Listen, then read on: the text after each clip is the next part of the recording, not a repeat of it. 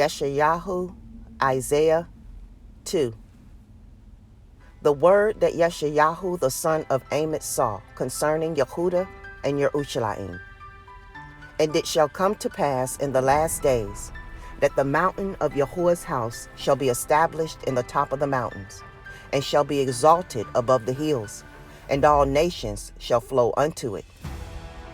And many people shall go and say, Come ye, and let us go up to the mountain of Yahuah, to the house of the Elohai of YAHUAH, and he will teach us of his ways, and we will walk in his paths. For out of Sion shall go forth the Torah, and the word of Yahuah from Yerushalayim. And he shall judge among the nations, and shall rebuke many people, and they shall beat their swords into plowshares, and their spears into pruning hooks. Nation shall not lift up sword against nation, neither shall they learn war any more. O house of Yaakov, come ye, and let us walk in the light of Yahuah.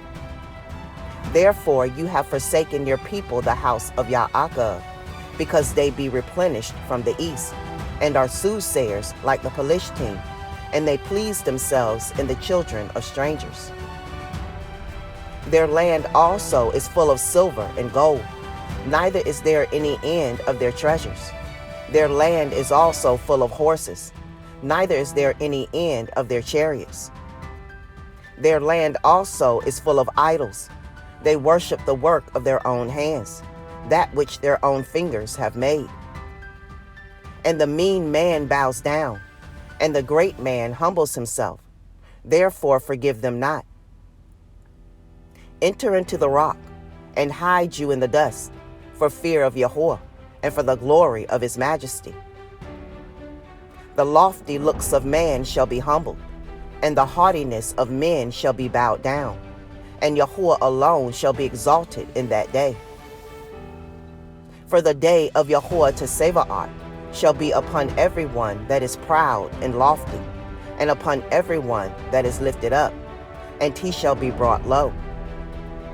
And upon all the cedars of Lebanon that are high and lifted up, and upon all the oaks of Bashan, and upon all the high mountains, and upon all the hills that are lifted up, and upon every high tower, and upon every fenced wall, and upon all the ships of Tarshish, and upon all pleasant pictures. And the loftiness of man shall be bowed down, and the haughtiness of men shall be made low, and Yahuah alone shall be exalted in that day.